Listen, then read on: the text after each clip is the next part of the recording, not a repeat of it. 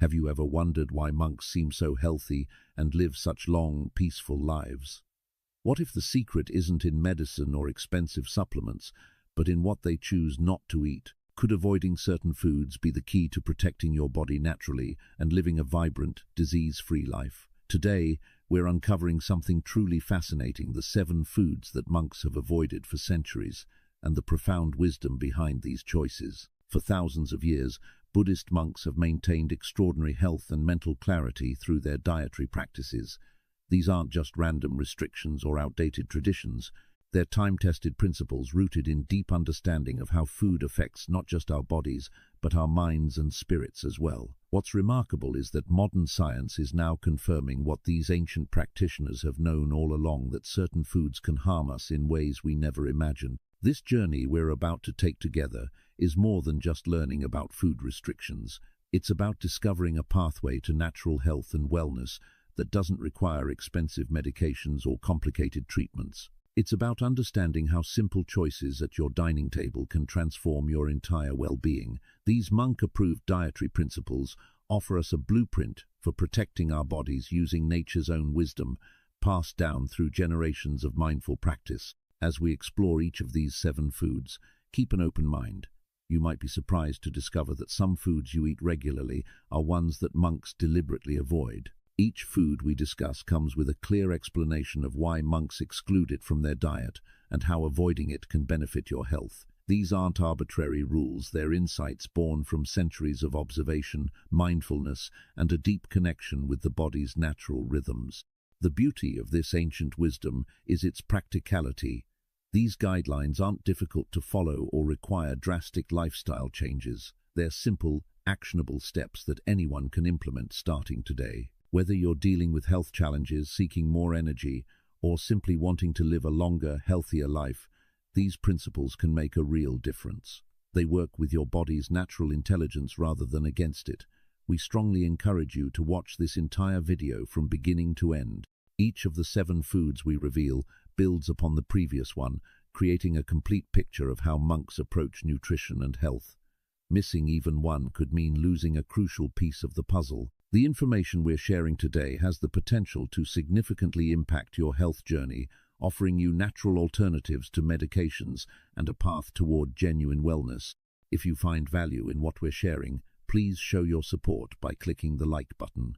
It helps us reach more people who are searching for natural health solutions just like you. And don't forget to subscribe to our Wisdom Diaries channel. By subscribing, you're not just getting access to more content like this, you're joining a community of mindful individuals who are committed to living healthier, more intentional lives. You'll receive notifications about new videos that can continue guiding you on your wellness journey, bringing ancient wisdom into your modern life. Additionally, we'd love to hear from you in the comments. As we go through these 7 foods, let us know which ones surprise you most, or share your own experiences with changing your diet. Your insights contribute to our growing community of health-conscious individuals supporting each other, ready to discover which 7 foods monks avoid and why. We promise you this information will be eye-opening and immediately applicable to your daily life. Some of these foods might shock you, while others will make perfect sense once you understand the reasoning behind them. Each revelation is a stepping stone toward better health, increased vitality, and a body that naturally protects itself without the need for medications. Let's begin this transformative journey together. The first food monks avoid might already be in your kitchen right now, and understanding why they exclude it could change how you think about your diet forever. The Buddhist philosophy of food. Before we dive into the specific foods that monks avoid, it's essential to understand the deeper philosophy that guides their dietary choices. Buddhist teachings don't view food as merely fuel for the body or something to satisfy hunger. Instead, food is seen as a profound connection between our physical existence, mental state, and overall well-being. This holistic approach to nutrition has been practiced for over 2,000 years, and it offers insights that are remarkably relevant to our modern health challenges. In Buddhist teachings, there's a concept known as right food or right nutrition. This principle suggests that what we eat directly influences not just our physical health, but also our mental clarity, emotional balance, and spiritual growth. The idea is simple yet powerful.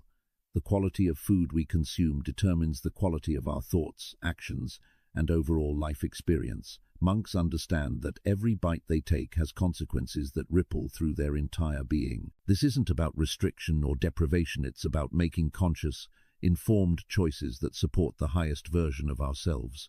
According to ancient Buddhist texts, food affects us on three interconnected levels.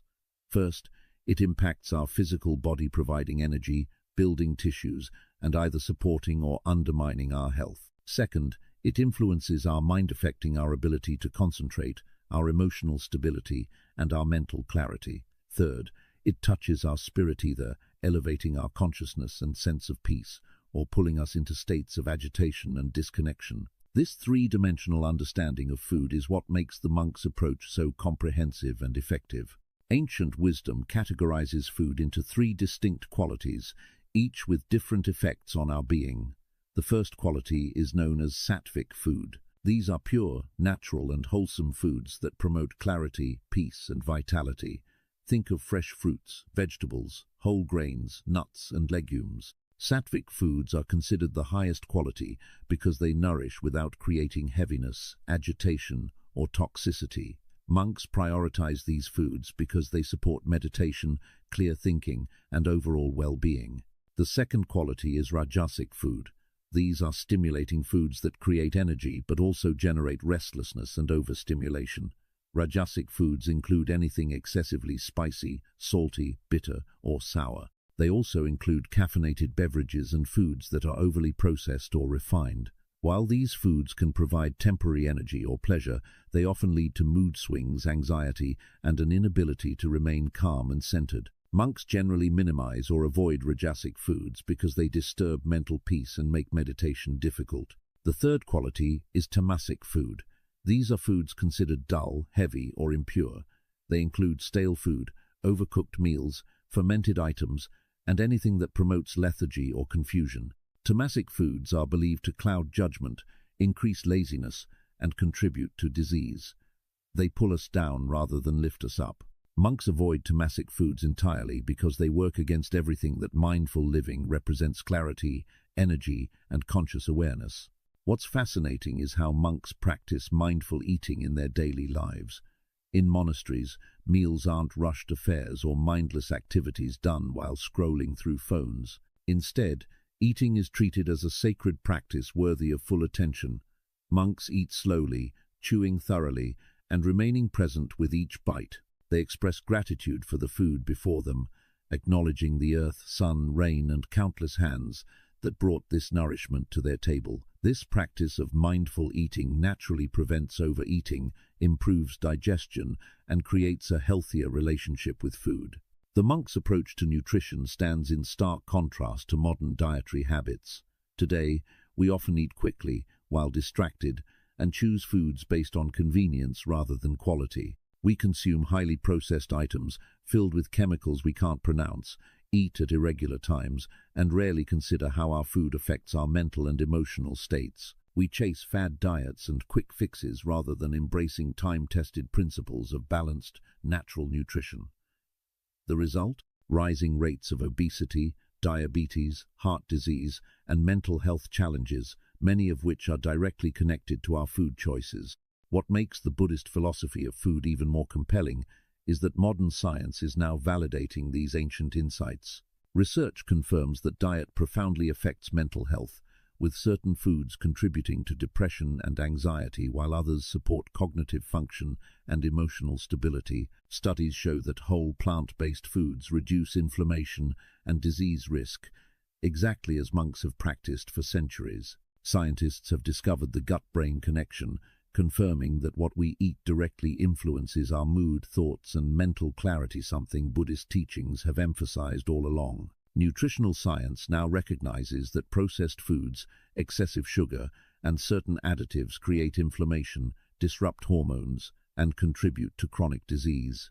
This aligns perfectly with the monks' avoidance of rajasic and tamasic foods. Meanwhile, research on mindful eating shows it leads to better digestion, healthier weight, and improved relationship with food, exactly what monks have experienced through their contemplative approach to meals. The beauty of this ancient wisdom is that it's not asking us to follow rules blindly.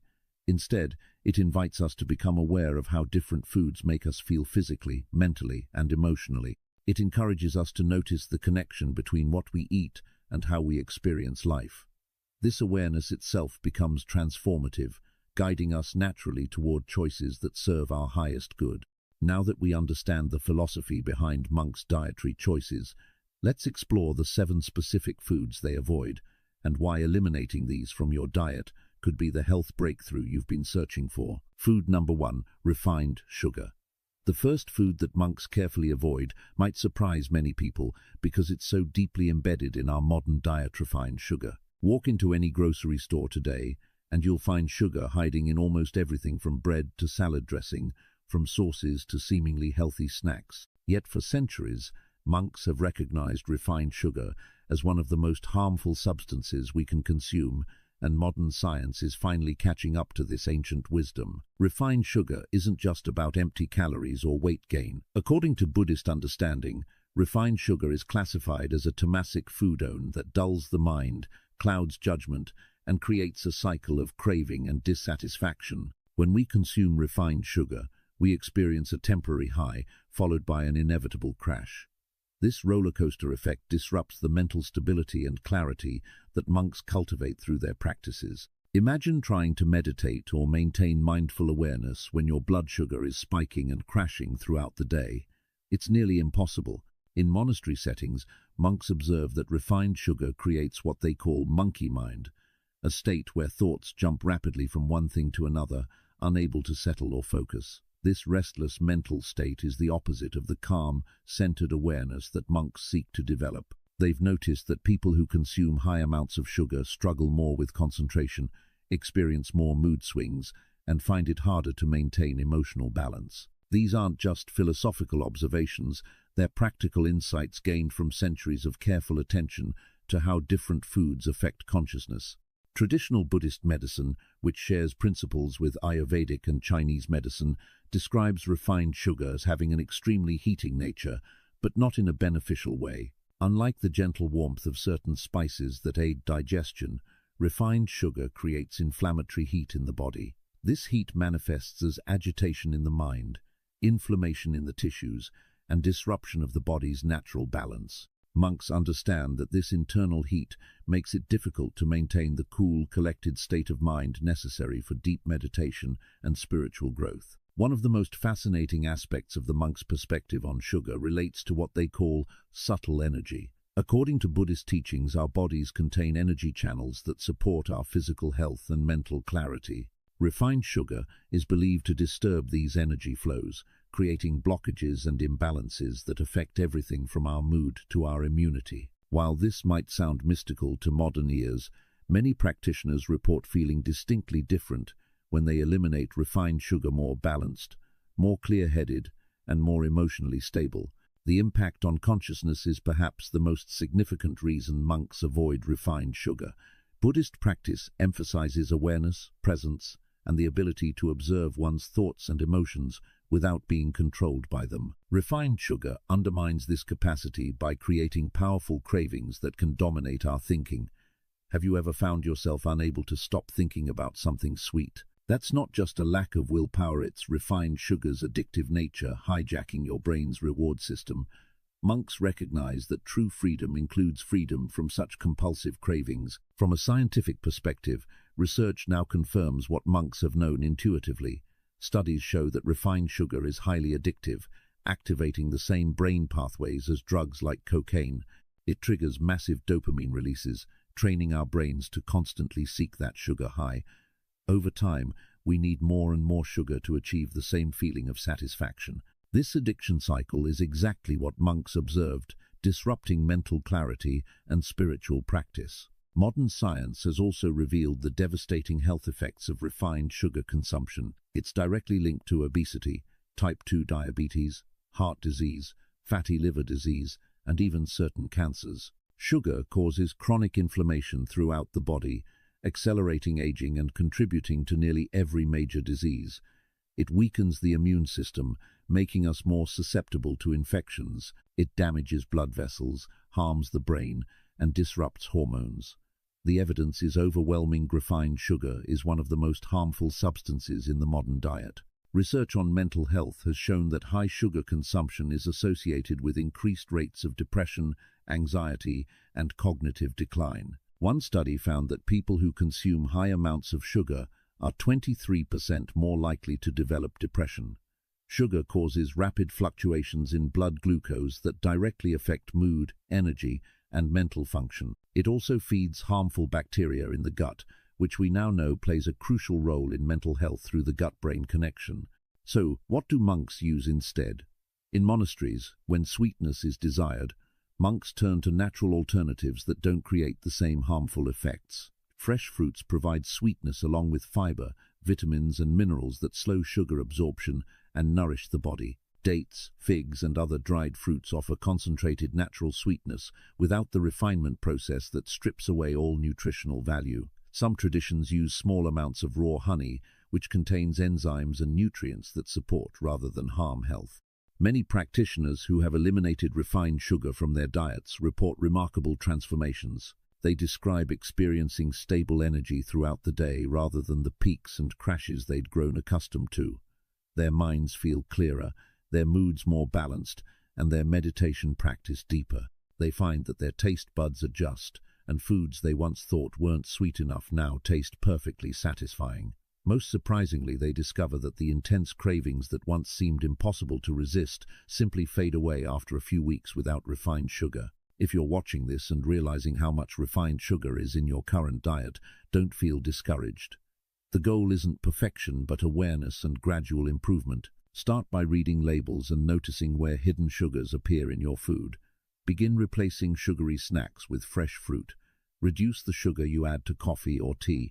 These small steps can lead to significant changes in how you feel, both physically and mentally, bringing you closer to the clarity and vitality that monks maintain through their dietary wisdom. Food number 2, processed and packaged foods. The second food category that monks have traditionally avoided has become perhaps the most dominant part of the modern diet: processed and packaged foods.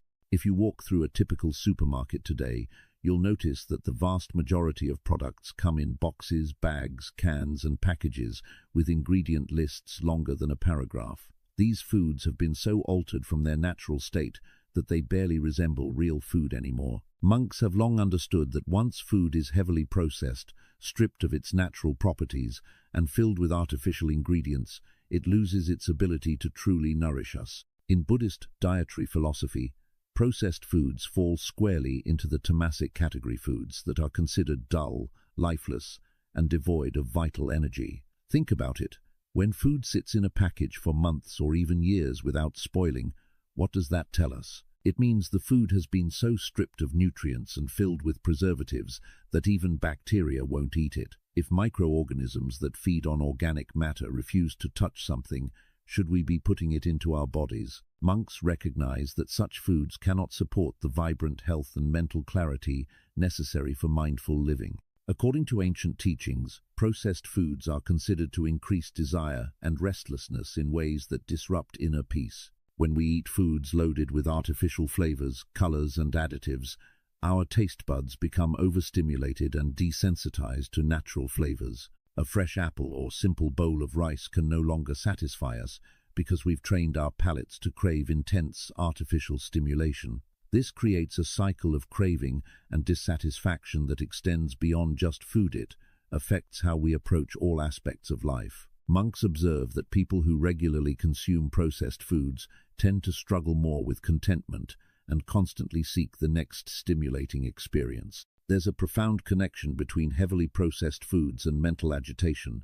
Monks in monasteries have noticed that when processed foods accidentally enter their diet, meditation becomes more difficult. The mind becomes restless, jumping from thought to thought, unable to settle into the deep stillness that meditation cultivates. This isn't coincidence. Processed foods contain numerous additives, preservatives, and artificial substances that affect brain chemistry. These chemicals can trigger anxiety, disrupt sleep, and create the mental turbulence that makes it nearly impossible to maintain the calm, centered state monks work so hard to develop. In communal monastic living, where dozens or even hundreds of people live, eat, and practice together, the impact of food choices becomes even more apparent. Monks have observed that processed foods affect not just individual health but the entire community's energy. When people eat foods filled with chemicals and artificial ingredients, their bodies must work overtime to process and eliminate these foreign substances. This creates a kind of internal stress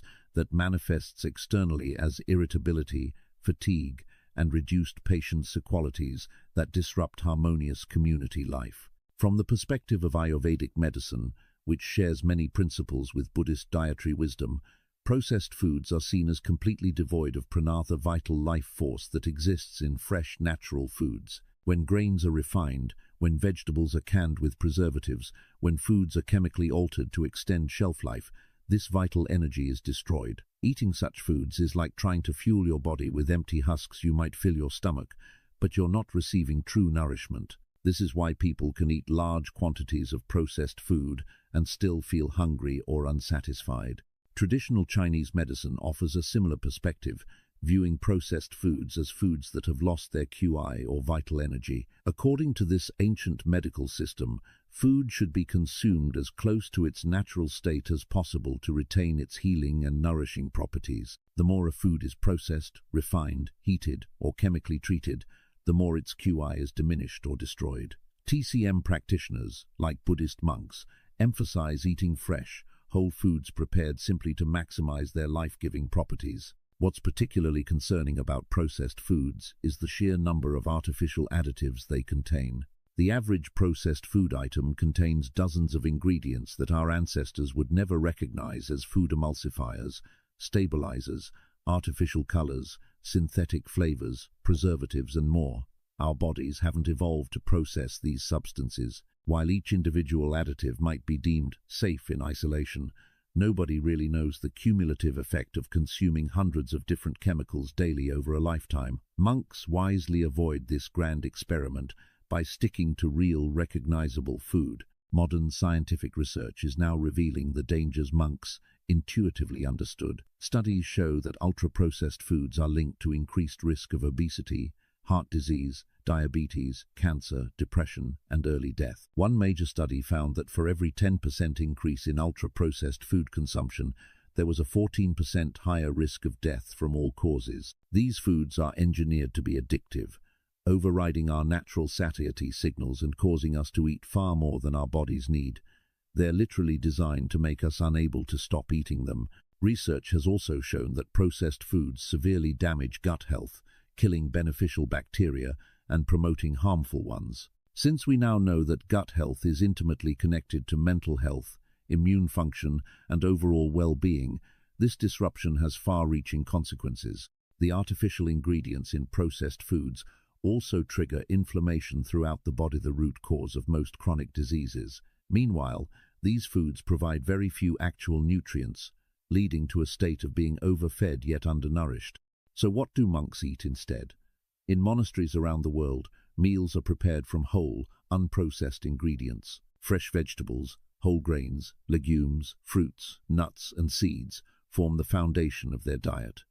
Food is prepared simply, often steamed, boiled, or lightly cooked to preserve nutrients. There are no packages with ingredient lists, no artificial anything, just real food that looks like it came from the earth. This approach might seem time-consuming in our fast-paced world, but monks understand that the time invested in preparing real food is time invested in health, clarity, and well-being. Many people who transition from a diet heavy in processed foods to one based on whole, natural foods report feeling like they've awakened from a fog. Their energy stabilizes, their thinking becomes clearer, and chronic health issues often improve or disappear entirely. They discover that real food actually tastes better once their taste buds recover from the artificial intensity of processed products. The key is making gradual changes, replacing one processed item at a time with a whole food alternative, slowly building new habits that serve rather than harm your well-being. Food number 3, excessive salt. The third food that monks carefully regulate in their diet is salt, specifically excessive salt consumption. Now, this might seem surprising because salt is often considered essential for life, and indeed our bodies do need some sodium to function properly. However, monks have long understood that there's a crucial difference between the small amount of natural salt our bodies require and the excessive quantities found in the modern diet. This wisdom about moderation reflects a deeper Buddhist principle of finding balance in all things, avoiding both deficiency and excess. In monastic settings, meals are prepared with minimal salt, allowing the natural flavors of whole foods to shine through. Monks recognize that when we constantly bombard our taste buds with high levels of salt, we lose the ability to appreciate the subtle, delicate flavors that exist in foods naturally. A perfectly ripe tomato, fresh greens, or well-prepared grains have their own inherent taste that becomes masked when we add excessive salt. By eating with less salt, monks maintain sensitivity to these natural flavors, which makes eating a more mindful and satisfying experience. From a Buddhist dietary perspective, excessive salt is considered a rajasic foodone that overstimulates and creates restlessness. While a small amount of natural salt helps balance the body, too much creates what traditional medicine calls heating in the system. This heating manifests as agitation, increased thirst, and a disturbance in the body's natural equilibrium. Monks observe that people who consume high amounts of salt often seem more irritable, impatient, and prone to emotional reactions. The internal imbalance created by excess salt makes it harder to maintain the calm, centered state that supports meditation and mindful living.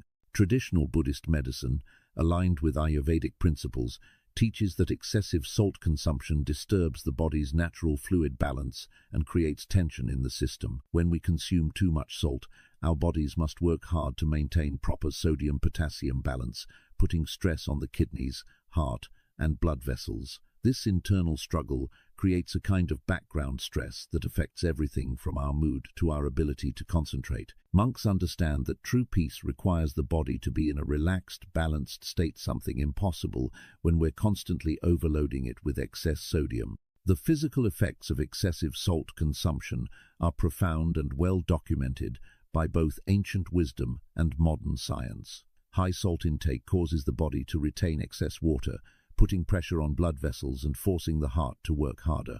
Over time, this leads to high blood pressure, which monks recognize as a state of internal tension that contradicts the relaxation and ease they cultivate. Traditional medicine observed long ago that people who consumed large amounts of salt were more prone to swelling, stiffness, and various ailments, observations that modern research has thoroughly confirmed.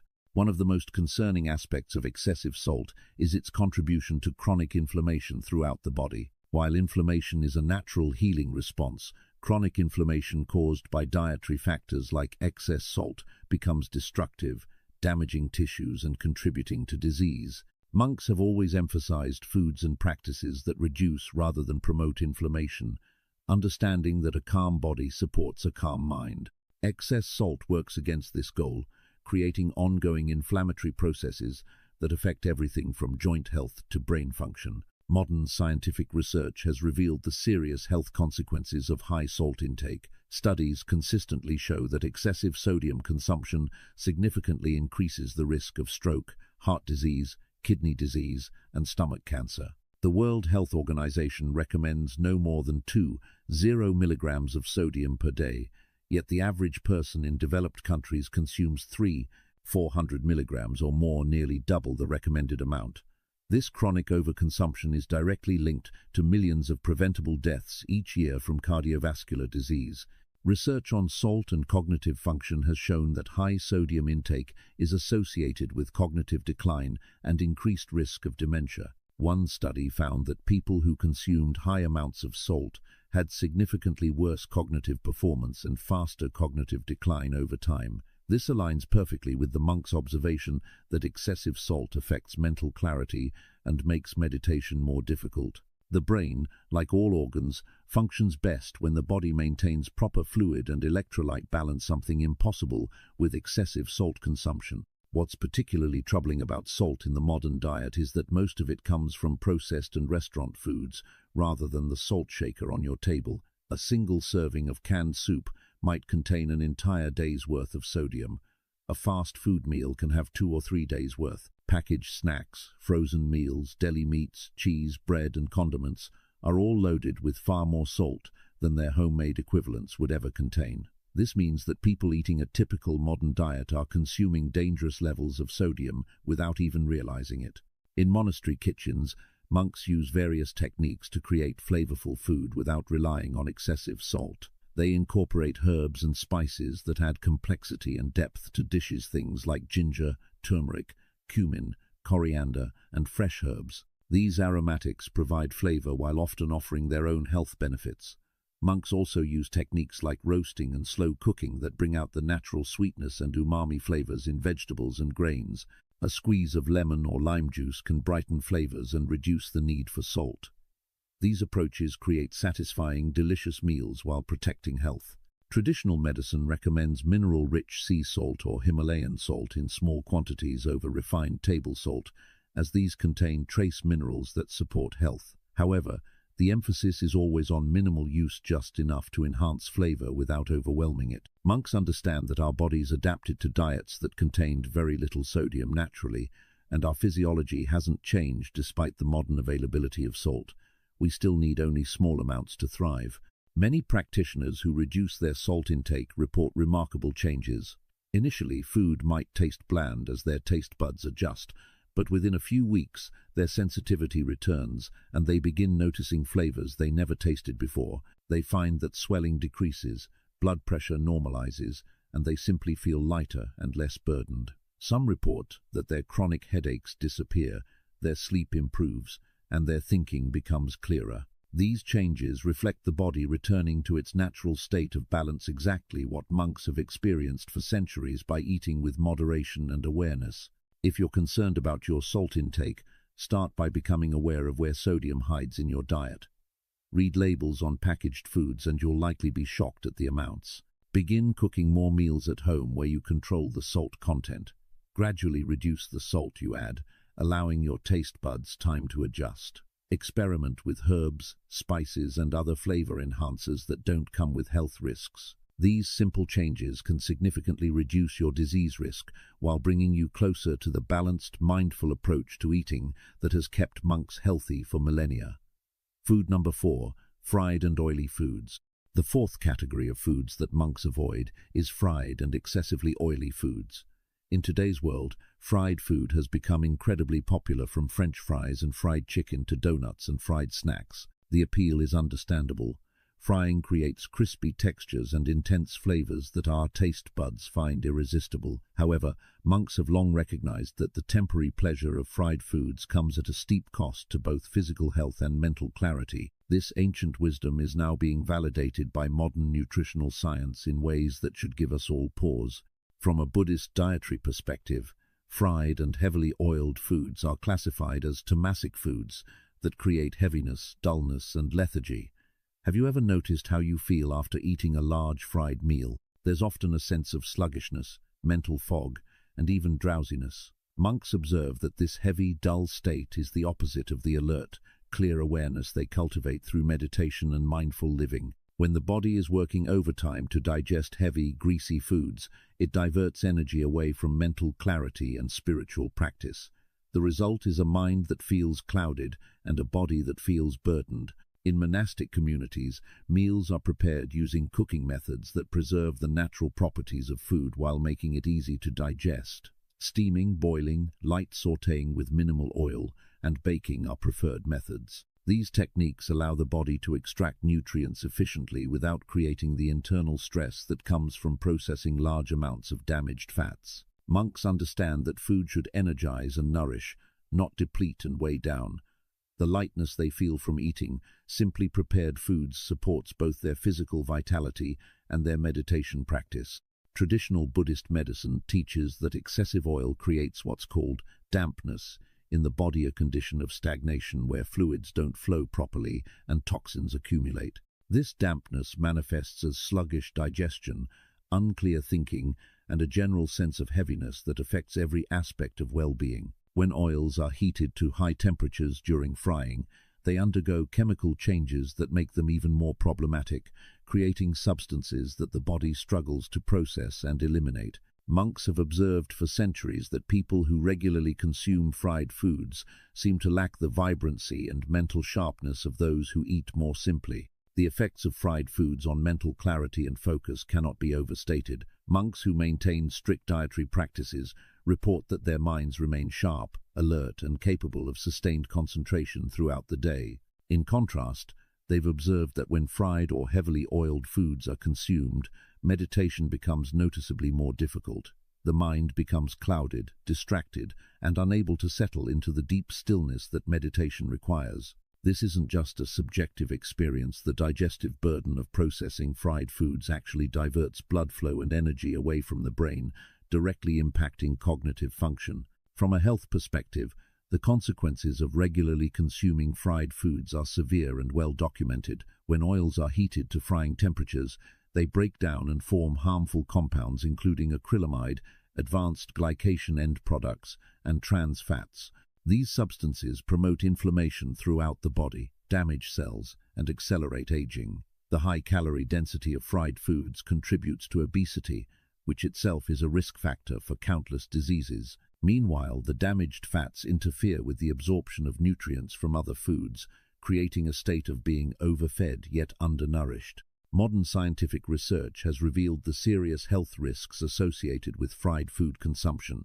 Studies show that people who regularly eat fried foods have significantly higher rates of heart disease, type 2 diabetes, obesity, and certain cancers. One major study found that consuming fried foods 4 or more times per week was associated with a 37% increased risk of heart failure compared to eating them less than once per week. Another study linked frequent fried food consumption to increased risk of premature death from all causes.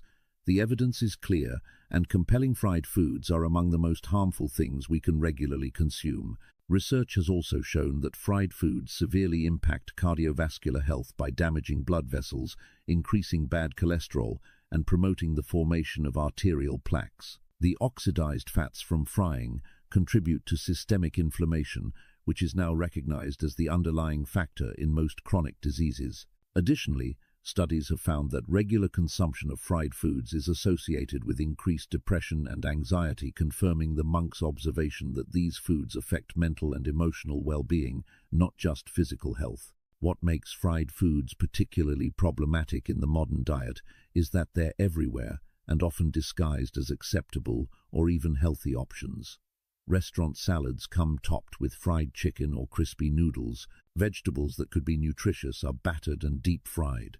Even foods marketed as healthy snacks are often fried in industrial seed oils that have been processed at high temperatures. The pervasiveness of fried foods means that many people consume them daily without fully recognizing the cumulative damage being done to their health. In monastery kitchens around the world, monks demonstrate that food can be absolutely delicious and satisfying without frying. Roasted vegetables develop deep, caramelized flavors and satisfying textures. Baked preparations create crispness without the health hazards of deep frying. Steamed foods retain their nutrients and natural flavors. When small amounts of oil are used, monks choose high-quality, unrefined oils and use them at lower temperatures to preserve their beneficial properties. These cooking methods create meals that are both nourishing and enjoyable, proving that we don't need to sacrifice our health for flavor.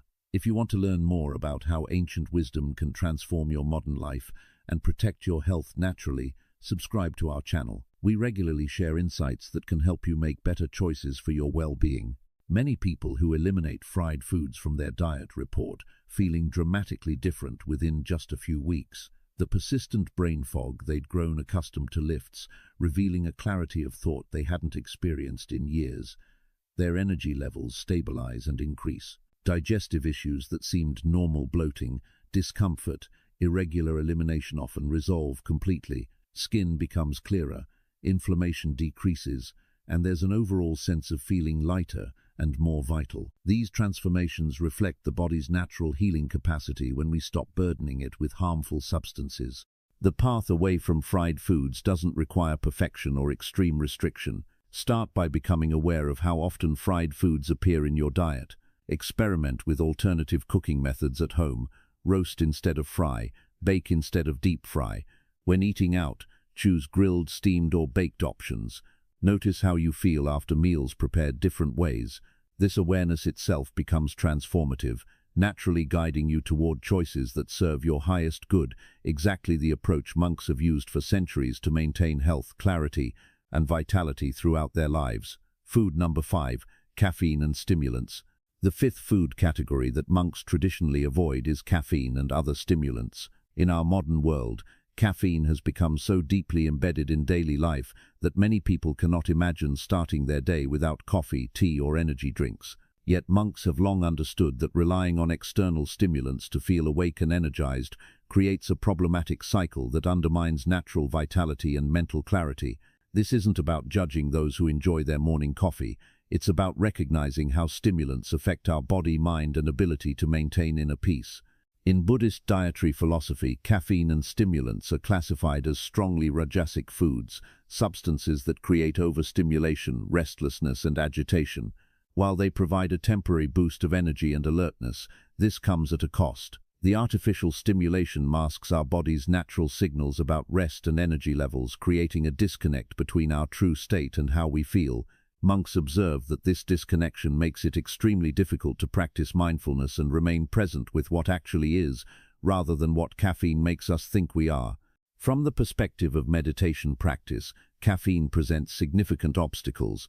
Meditation requires a calm, settled mind that can observe thoughts without being swept away by them. Caffeine does the opposite. It speeds up mental activity, increases restlessness, and makes it nearly impossible to achieve the deep stillness that meditation cultivates.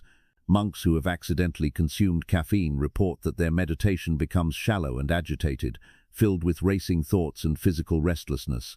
The stimulant creates exactly the mental state that meditation works to quiet. The connection between caffeine and mental fog might seem contradictory.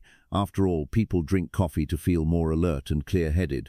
However, monks recognize a deeper truth. While caffeine provides short-term alertness, it creates long-term mental cloudiness. This happens because caffeine disrupts natural sleep patterns, interferes with deep restorative rest, and creates a dependency where we need stimulants just to feel normal. Over time, our baseline energy drops, and we require more caffeine to achieve less effect. This cycle leaves us in a perpetual state of artificial stimulation rather than genuine vitality. Traditional medicine systems that align with Buddhist dietary wisdom view caffeine as a substance that depletes vital energy rather than genuinely creating it. From this perspective, the energy boost from caffeine isn't new energy being generated, it's the body's reserves being forcibly mobilized and burned through quickly. It's like taking a loan against your body's energy bank account. Initially, you feel rich with energy, but eventually the debt catches up and you're left more depleted than before. Monks prefer to maintain steady, sustainable energy through proper rest, nutrition, and lifestyle, rather than this boom and bust cycle. The monk's approach to food preparation emphasizes foods that provide stable, sustained energy without the need for stimulants. Whole grains release energy slowly and steadily throughout the day. Fresh fruits provide natural sugars along with fiber that prevents blood sugar spikes. Nuts and seeds offer protein and healthy fats that sustain energy for hours. When you eat this way, you don't experience the energy crashes that make caffeine seem necessary. Your energy remains relatively stable from morning to night, supported by real nutrition rather than artificial stimulation. One of the most problematic aspects of caffeine consumption is its effect on blood sugar stability. Caffeine triggers the release of stress hormones like cortisol and adrenaline, which in turn cause blood sugar to spike. This creates the same roller coaster effect as eating refined sugar, a quick high followed by a crash. For monks who maintain meditation practices throughout the day, this instability makes it nearly impossible to sustain focused awareness. The physical sensations of blood sugar swings constantly pull attention away from the present moment, disrupting the very practice they're trying to cultivate. Modern scientific research has revealed numerous concerning effects of regular caffeine consumption. While moderate caffeine intake isn't necessarily harmful for everyone, heavy consumption is linked to anxiety, insomnia, digestive issues, increased heart rate and blood pressure, and dependency. Studies show that caffeine significantly disrupts sleep quality even when consumed 6 hours before bedtime, preventing the deep restorative sleep our bodies need. This creates a vicious cycle where poor sleep makes us need more caffeine, which further disrupts sleep. Research on caffeine and mental health has shown that high caffeine intake is associated with increased anxiety and panic attacks in susceptible individuals. One study found that people who consumed more than 400 milligrams of caffeine daily, roughly 4 cups of coffee, had significantly higher anxiety levels than those who consumed less. For individuals prone to anxiety, caffeine can trigger or worsen symptoms, creating the mental agitation that monks work so hard to prevent through their dietary and lifestyle choices. What many people don't realize is how much caffeine they're actually consuming. Beyond obvious sources like coffee and tea, caffeine hides in sodas, energy drinks, chocolate, certain medications, and even some protein bars and supplements. A single energy drink can contain as much caffeine as 3 cups of coffee, often combined with massive amounts of sugar and other stimulants. This hidden caffeine means people often consume far more than they realize, intensifying the negative effects while deepening dependency. In monasteries around the world, monks maintain high energy and alertness without relying on stimulants. How do they do it? They prioritize adequate sleep, going to bed and waking at consistent times aligned with natural light cycles. They eat nourishing whole foods that provide sustained energy. They practice regular physical activity like walking, meditation, and work in monastery gardens. They take brief rest periods when needed rather than pushing through fatigue with stimulants. This holistic approach creates genuine vitality rather than the illusion of energy that caffeine provides. If you're ready to share this valuable information with someone who might benefit from understanding how caffeine affects their health and meditation practice, take a moment now to send them this video. Sometimes the people we care about most are trapped in cycles of dependency without realizing healthier alternatives exist. Your simple act of sharing could be the catalyst for positive change in their life. Many practitioners who eliminate or significantly reduce caffeine report going through a challenging adjustment period of about 1 to 2 weeks, where they feel tired and may experience headaches. This is the body recalibrating to function without constant artificial stimulation. However, once through this transition, they describe feeling more genuinely energized than they ever did on caffeine. Their sleep improves dramatically, their anxiety decreases, their moods stabilize, and they discover a natural vitality they'd forgotten existed. They find that their meditation practice deepens significantly without the mental agitation caffeine creates. For those not ready to eliminate caffeine entirely, Monk's wisdom suggests at least being more mindful about consumption.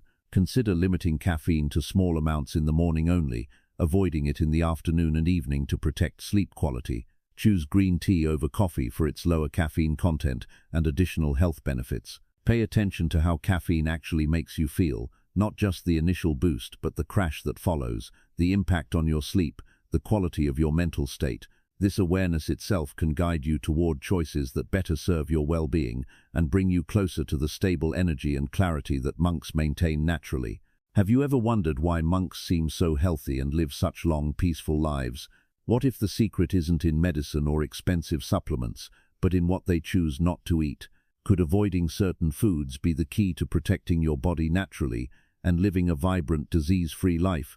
Today we're uncovering something truly fascinating: the 7 foods that monks have avoided for centuries, and the profound wisdom behind these choices. For thousands of years, Buddhist monks have maintained extraordinary health and mental clarity through their dietary practices. These aren't just random restrictions or outdated traditions. They're time-tested principles rooted in deep understanding of how food affects not just our bodies but our minds and spirits as well. What's remarkable is that modern science is now confirming what these ancient practitioners have known all along, that certain foods can harm us in ways we never imagined. This journey we're about to take together is more than just learning about food restrictions. It's about discovering a pathway to natural health and wellness that doesn't require expensive medications or complicated treatments. It's about understanding how simple choices at your dining table can transform your entire well-being. These monk-approved dietary principles offer us a blueprint for protecting our bodies using nature's own wisdom, passed down through generations of mindful practice. As we explore each of these 7 foods, keep an open mind. You might be surprised to discover that some foods you eat regularly are ones that monks deliberately avoid. Each food we discuss comes with a clear explanation of why monks exclude it from their diet and how avoiding it can benefit your health. These aren't arbitrary rules, they're insights born from centuries of observation, mindfulness, and a deep connection with the body's natural rhythms. The beauty of this ancient wisdom is its practicality. These guidelines aren't difficult to follow or require drastic lifestyle changes. They're simple, actionable steps that anyone can implement starting today. Whether you're dealing with health challenges, seeking more energy, or simply wanting to live a longer, healthier life, these principles can make a real difference. They work with your body's natural intelligence rather than against it. We strongly encourage you to watch this entire video from beginning to end. Each of the 7 foods we reveal builds upon the previous one, creating a complete picture of how monks approach nutrition and health. Missing even one could mean losing a crucial piece of the puzzle. The information we're sharing today has the potential to significantly impact your health journey, offering you natural alternatives to medications and a path toward genuine wellness. If you find value in what we're sharing, please show your support by clicking the like button. It helps us reach more people who are searching for natural health solutions just like you. And don't forget to subscribe to our Wisdom Diaries channel. By subscribing, you're not just getting access to more content like this, you're joining a community of mindful individuals who are committed to living healthier, more intentional lives. You'll receive notifications about new videos that can continue guiding you on your wellness journey, bringing ancient wisdom into your modern life. Additionally, we'd love to hear from you in the comments. As we go through these 7 foods, let us know which ones surprise you most, or share your own experiences with changing your diet. Your insights contribute to our growing community of health-conscious individuals supporting each other. Ready to discover which 7 foods monks avoid and why? We promise you this information will be eye-opening and immediately applicable to your daily life. Some of these foods might shock you, while others will make perfect sense once you understand the reasoning behind them. Each revelation is a stepping stone toward better health, increased vitality, and a body that naturally protects itself without the need for medications. Let's begin this transformative journey together. The first food monks avoid might already be in your kitchen right now, and understanding why they exclude it could change how you think about your diet forever. Food number 6, mints, alcohol and intoxicants. The 6th category of foods that monks strictly avoid is alcohol and all intoxicating substances. This prohibition is so fundamental to Buddhist practice that abstaining from intoxicants is one of the 5 basic precepts followed by all Buddhist practitioners, not just monks. While this might seem like an obvious religious rule, the reasoning behind it goes far deeper than simple obedience to doctrine. Monks avoid alcohol because they understand its profound effects on consciousness, health, and the ability to live with clarity and awareness. In Buddhist teaching, the middle way is a core principle, avoiding extremes and finding balance in all things. However, when it comes to intoxicants, there is no middle way. Even small amounts of alcohol affect consciousness, impair judgment, and cloud the mind. Monks recognize that you cannot practice mindfulness while intoxicated, cannot meditate effectively while under the influence, and cannot maintain the clear awareness necessary for spiritual growth when your brain chemistry is altered by substances. The middle way means moderation in most things, but complete avoidance of what fundamentally undermines consciousness itself. From the perspective of food temperature and intensity in Buddhist dietary philosophy, alcohol represents an extreme that disturbs the body's natural equilibrium.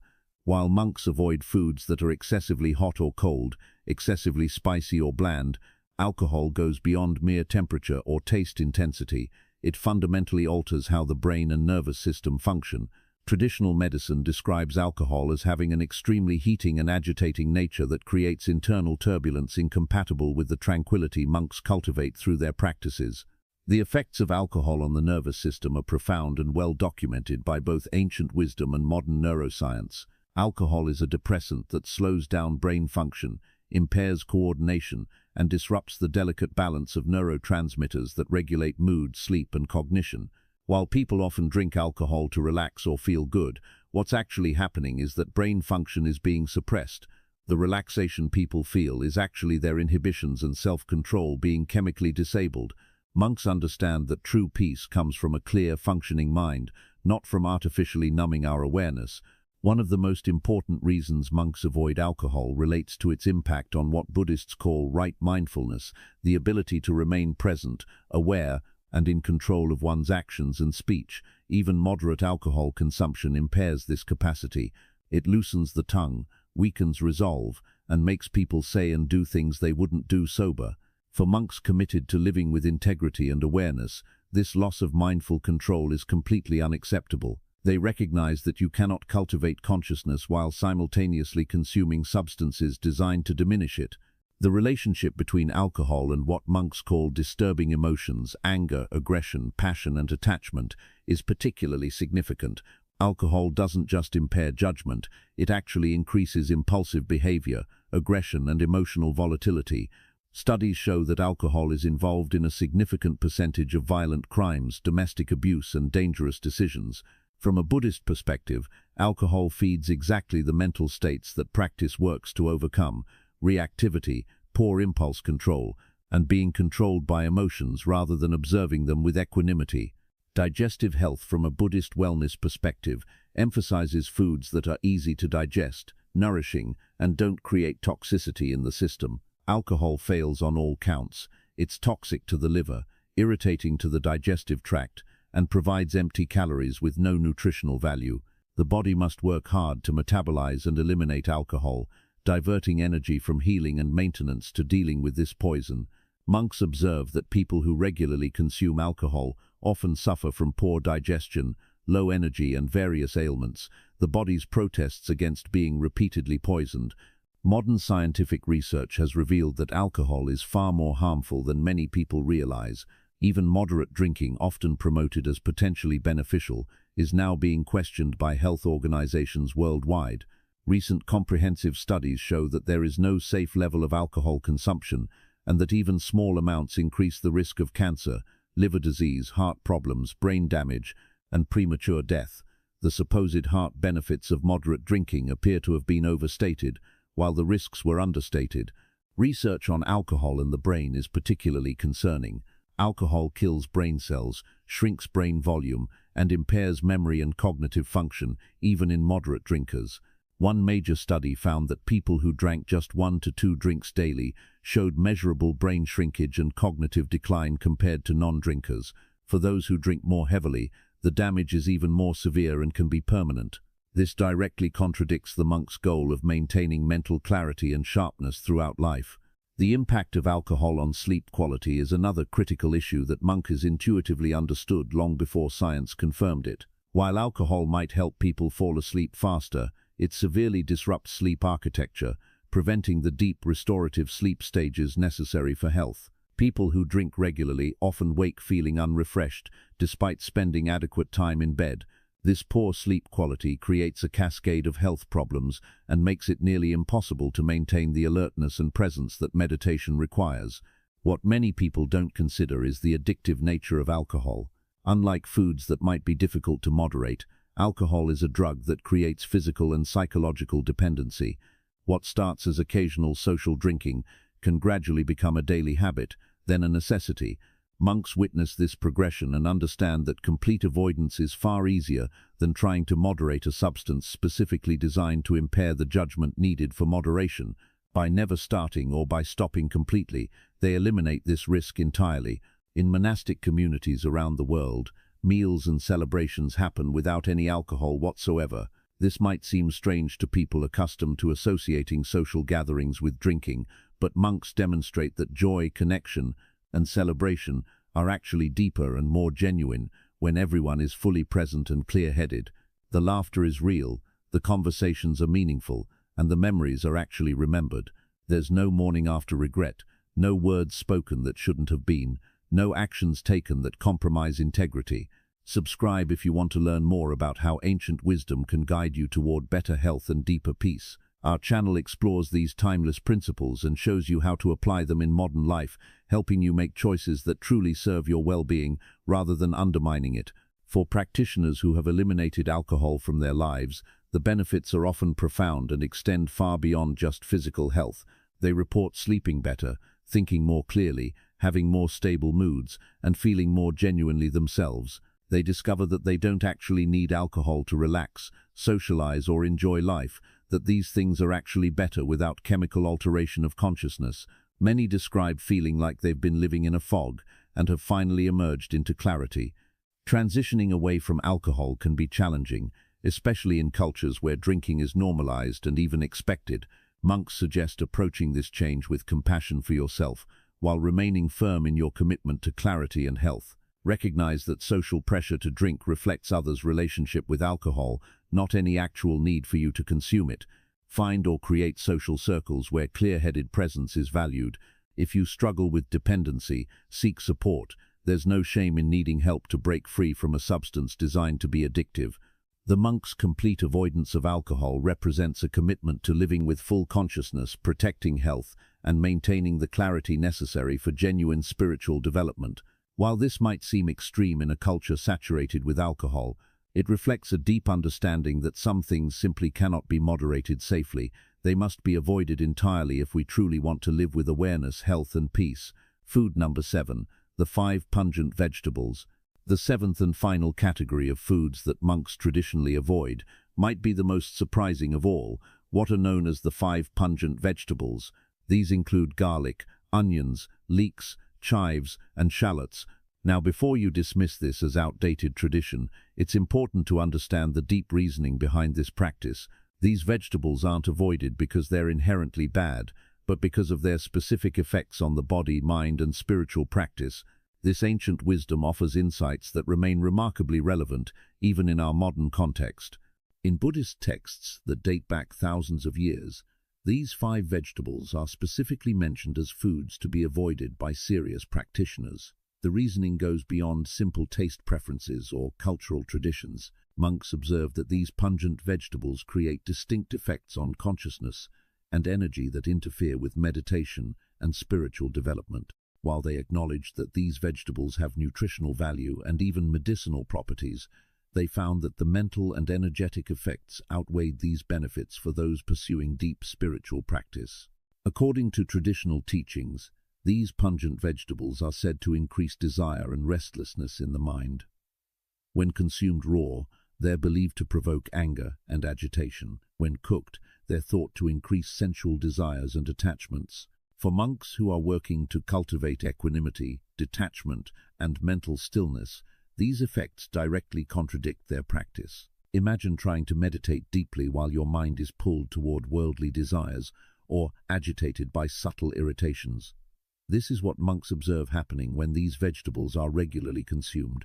The connection between pungent foods and mental agitation isn't just philosophical speculation. Many practitioners report experiencing noticeably different mental states when they eliminate these vegetables from their diet.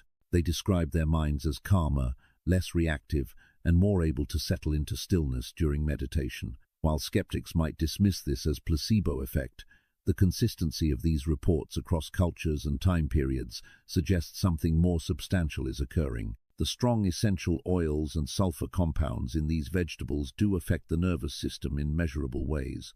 Beyond individual practice, there's also the practical matter of breath and social harmony and communal living. Monasteries house dozens or hundreds of people living in close quarters, practicing together, eating together, and meditating side by side.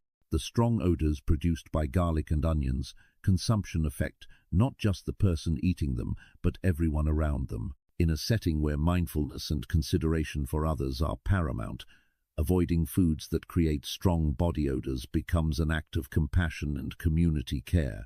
From an Ayurvedic medicine perspective, which shares many principles with Buddhist dietary wisdom, these pungent vegetables are classified as having specific effects on the doshas or constitutional energies. Garlic and onions are considered extremely heating and stimulating, capable of aggravating pitta and creating excess heat in the system. This heat manifests not just physically but mentally and emotionally as irritability, impatience, and aggression. For someone seeking to cultivate coolness, patience, and inner peace, regularly consuming these heating foods works against that goal. Traditional Chinese medicine offers a complementary view, teaching that these pungent vegetables strongly affect the liver and gallbladder meridians, which are associated with anger and frustration when out of balance. TCM practitioners observe that excessive consumption of garlic and onions can contribute to liver QI stagnation, manifesting as irritability, mood swings, and emotional volatility. The strong ascending energy of these vegetables is seen as potentially disruptive to the calm, grounded state that supports meditation and spiritual cultivation. Interestingly, Buddhist teachings make distinctions about how these vegetables are consumed. Raw garlic and onions are considered more problematic than cooked ones, though both are generally avoided by strict practitioners. The intensity of the essential oils is higher when raw, creating stronger effects on both body and mind. Some traditions also distinguish between different members of the allium family, with garlic considered the most problematic, followed by onions, then the milder leeks, chives, and shallots. Modern scientific research has revealed that these pungent vegetables do indeed have powerful effects on the body and brain. Garlic and onions contain sulfur compounds that readily cross the blood-brain barrier and can affect neurotransmitter function. While many of these effects are considered beneficial in conventional medicine such as antimicrobial and cardiovascular benefits, they do create physiological changes that could affect mental states. The question becomes whether these changes support or hinder the specific goals of meditation and spiritual practice. Research has also shown that compounds in garlic can increase alertness and stimulation in ways similar to mild stimulants. For most people in typical daily life, this might be desirable, but for someone trying to quiet the mind and turn attention inward, this stimulating effect works against their practice. It's similar to why monks avoid caffeine because stimulation is inherently bad, but because it creates the opposite of the calm, settled state they're cultivating. So what do monks use instead for flavor and the health benefits these vegetables provide? Many monasteries incorporate ginger, which provides warmth and digestive benefits without the mental agitation of garlic. Turmeric offers powerful anti-inflammatory effects without stimulating properties. Asafoetida, a resin used in Indian cooking, provides a savory depth similar to onions and garlic, but without the problematic essential oils. Various herbs like basil, cilantro, and parsley add flavor and nutrition. Monks have developed rich culinary traditions that create delicious, satisfying food without relying on the 5 pungent vegetables. If you found this information valuable and eye-opening, we'd love to hear from you in the comments below. Tell us which of these 7 foods surprised you most, or let us know where you're watching from around the world. Building a community of people committed to mindful eating and natural health makes this journey more meaningful for everyone. Your engagement helps us create more content like this and connects you with others on similar paths. Many practitioners who eliminate these pungent vegetables report subtle but significant changes in their experience. They notice that their meditation practice deepens, their minds become more stable, and they experience less emotional reactivity in daily life. Some report that their sleep improves and they feel more balanced overall. Others find that, without the strong flavors of garlic and onions dominating their palate, they begin noticing and appreciating the more subtle flavors in other foods. It's important to note that these changes are often gradual and subtle, rather than dramatic and immediate. For modern practitioners, the decision about whether to avoid these vegetables is personal. Some choose to eliminate them entirely, following traditional monastic guidelines. Others take a middle path, avoiding them during intensive meditation retreats or periods of focused practice, while including them moderately in daily life. Still others acknowledge the tradition, but choose not to follow this particular restriction. The key is making an informed, conscious choice, rather than simply eating unconsciously out of habit. Even if you decide to continue eating these foods, being aware of their potential effects allows you to notice how they affect your own body and mind. The wisdom behind avoiding the 5 pungent vegetables ultimately points to a larger principle. Every food we consume affects us on multiple levels, and true mindfulness means paying attention to these effects rather than eating unconsciously. Whether you choose to follow this particular guideline or not, the invitation is to bring more awareness to how different foods influence your physical health, mental clarity, and spiritual practice. This awareness itself is transformative, gradually guiding you toward choices that serve your highest well-being. The deeper wisdom, why these restrictions matter. Now that we've explored the 7 specific foods that monks avoid, let's step back and examine the deeper wisdom underlying these dietary restrictions. This isn't simply about creating a list of forbidden foods or following rules for the sake of tradition. These guidelines represent a profound understanding of how our food choices ripple through every aspect of our existence, from our physical health to our mental clarity, from our emotional stability to our spiritual growth. Understanding this bigger picture transforms dietary restrictions from arbitrary rules into powerful tools for transformation. At the heart of Buddhist dietary wisdom is a fundamental principle. Food can function as either medicine or poison. This isn't metaphorical, it's literal. Every single thing we put into our bodies either supports our well-being or undermines it. There is no neutral ground. That morning donut isn't just a harmless indulgence. It's information and instruction for every cell in your body. That processed frozen dinner isn't just convenient. It's a chemical experiment that affects your brain, hormones, and immune system. When monks carefully select what they eat, they're practicing a form of preventive medicine that protects health without requiring pharmaceutical intervention. The difference between food as medicine and food as poison often comes down to processing, quality, and quantity. A fresh apple is medicinate, provides fiber, vitamins, antioxidants, and supports healthy digestion and stable blood sugar. But apple juice, stripped of fiber and concentrated in sugar, becomes more like poison, spiking blood sugar, feeding harmful bacteria, and providing empty calories. This same principle applies across all food categories. Whole grains are medicine, refined white flour is poison. Fresh vegetables are medicine, French fries cooked in rancid oil are poison. Understanding this distinction empowers us to make choices that heal rather than harm. What makes the monks' approach particularly powerful is their recognition of the cumulative effect of dietary choices on consciousness.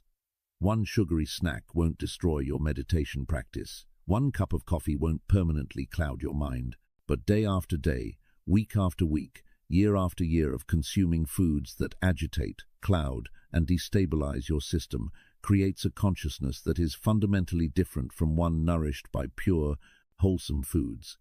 It's like the difference between trying to see through a dirty window versus a clean one. Both are technically transparent, but the experience is dramatically different. Monks observe that dietary purity creates physical and mental purity that supports all other aspects of practice. When your body isn't burdened by the constant work of processing toxins, preservatives, and artificial ingredients, it has energy available for healing, regeneration, and higher functions. When your blood sugar remains stable rather than spiking and crashing, your mood and mental clarity remain stable too. When you're not dependent on stimulants or battling food addictions, your mind is freer to explore deeper states of awareness. Physical purity becomes the foundation for mental purity, which in turn supports spiritual development. The connection between diet and spiritual advancement might seem abstract, but it's remarkably concrete. Spiritual practice, whether meditation, prayer, or contemplation, requires certain conditions to flourish. It needs a calm mind free from excessive agitation. It needs a body with stable energy rather than constant highs and lows. It needs freedom from compulsive cravings that dominate attention. It needs clarity to perceive subtle insights and wisdom. Every one of these requirements is directly affected by diet. Eat foods that create chaos in the body-mind system, and spiritual progress becomes nearly impossible. Eat foods that create stability and clarity, and the path opens naturally. One of the most liberating aspects of following these dietary guidelines is freedom from cravings and attachments. In Buddhist philosophy, attachment and craving are recognized as primary sources of suffering. We suffer when we desperately want something we don't have, or when we desperately try to avoid something we don't want. Food cravings are a perfect example of this dynamic: the intense desire for sugar, the need for coffee, the compulsion to snack constantly. These cravings dominate our minds, drive our behavior, and create suffering when unsatisfied. By eliminating the foods that trigger the strongest cravings, monks free themselves from this particular form of bondage. This liberation isn't about deprivation, it's about genuine freedom. When you're no longer controlled by cravings, you experience a spaciousness in your mind that's difficult to describe. You can walk past a bakery without internal struggle. You can attend a social gathering without obsessing over the food. You can go hours without thinking about your next meal. This mental freedom is incredibly valuable, allowing attention and energy to flow toward things that genuinely matter, rather than being constantly hijacked by food-related cravings and compulsions. Building willpower through dietary discipline offers benefits that extend far beyond food choices. When you successfully maintain conscious control over what you eat, resisting temptations, making choices aligned with your values rather than impulses, you strengthen your capacity for self-discipline in all areas of life. This willpower becomes like a muscle that grows stronger with use. The discipline you develop by avoiding refined sugar strengthens your ability to maintain a meditation practice. The restraint you exercise with caffeine enhances your capacity to pause before reacting in anger. Every act of conscious dietary choice builds the mental strength that supports all positive change. The ripple effects of diet extend into every area of life in ways both obvious and subtle.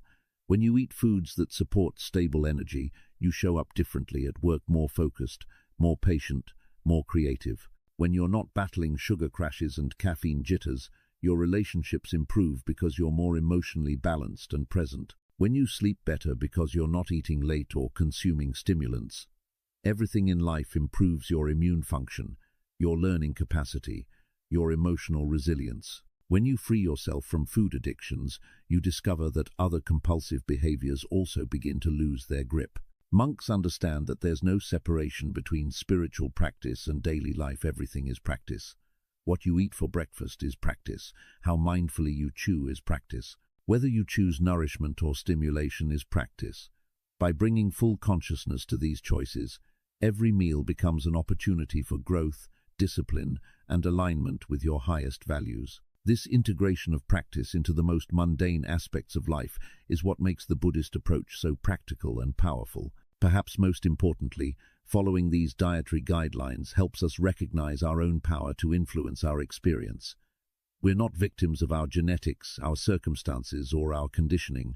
Through conscious choices, particularly around food, which we control 3 or more times daily, we can literally change our body chemistry, our mental states, and our quality of life.